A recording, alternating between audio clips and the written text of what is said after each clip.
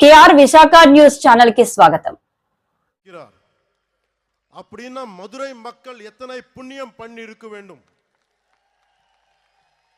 அந்த புண்ணியத்தின் விளைவாக பசும்பொன் முத்துராமலிங்க தேவர் அவதரித்தார். தென் தமிழ்நாட்டின் மாபெரும் தலைவர் பசும்பொன் முத்துராமலிங்க தேவர் முருகனின் அவதாரமாக கருதப்படுகிறார். அவர் சிலைக்கு அருகே மயிலும் வைக்கப்பட்ட உள்ளது. தேவர் மூலம் மனித உறவில் முருகன் வாழ்ந்தார். அந்த பசும்பொன் முத்துராமலிங்க தேவரை தாழ் பணிந்து வணங்குகிறேன்.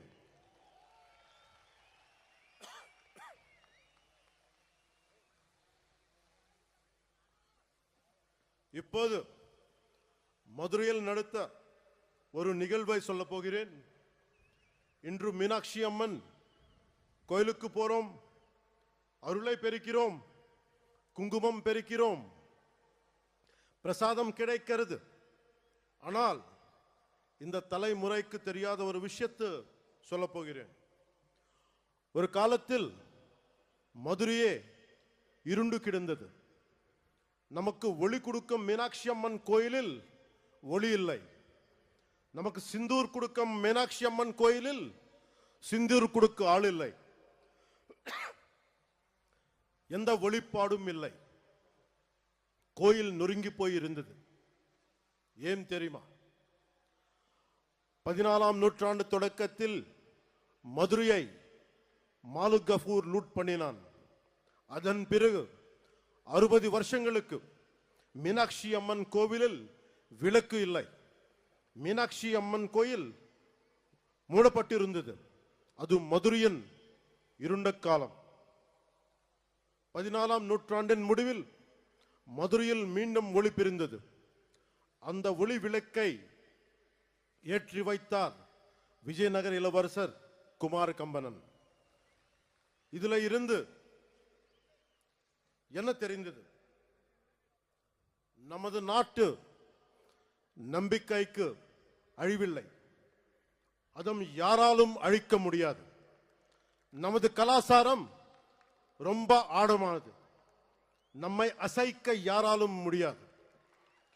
கன்னியாகுமரியில் இருந்து காஷ்மீர் வரை நமது அறம் ஆழமாக இருந்தது. அது இன்றும் ஆழமாக இருக்கிறது, இனியும் ஆழமாக இருக்கும். இதுதான் இந்த தெய்வீக பூமியின் பலம். முருகனின் வடிவத்தில் நமது அறம் தொடர்ந்து தலைக்கிறது. அறம் என்பது என்ன? உலகை தீமை சூழும் போது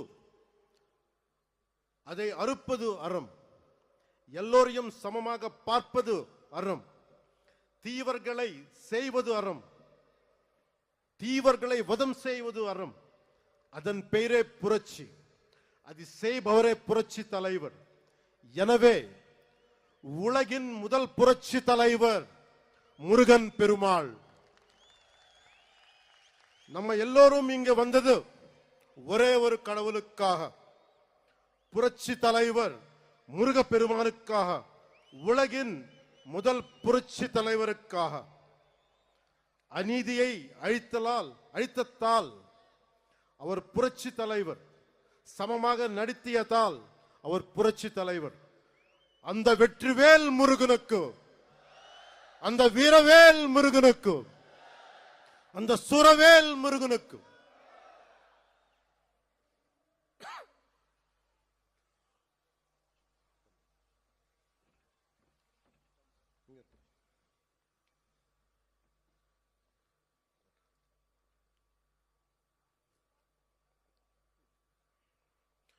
ஒரு கட்சி தலைவர் கேட்கிறார்,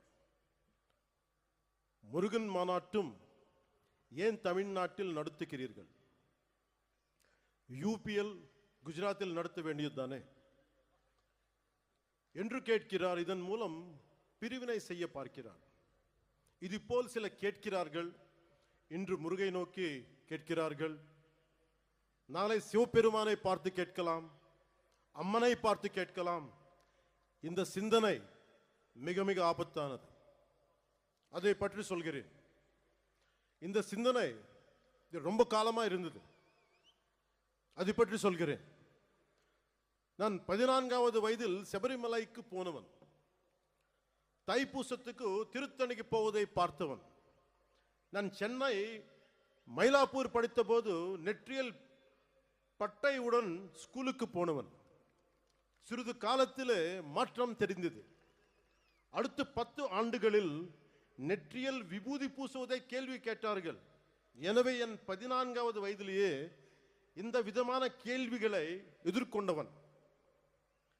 எல்லோருக்கும் இந்த எக்ஸ்பீரியன்ஸ் இருக்கும்.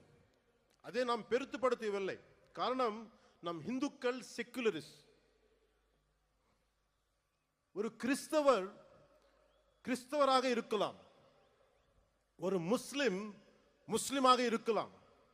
ஆனால் ஒரு ஹிந்துவாக இருந்தாலே இவர்களுக்கு பிரச்சனை. ஒருவன் ஹிந்துவாக இருந்துவிட்டால் ஒருவன் ஹிந்துவாக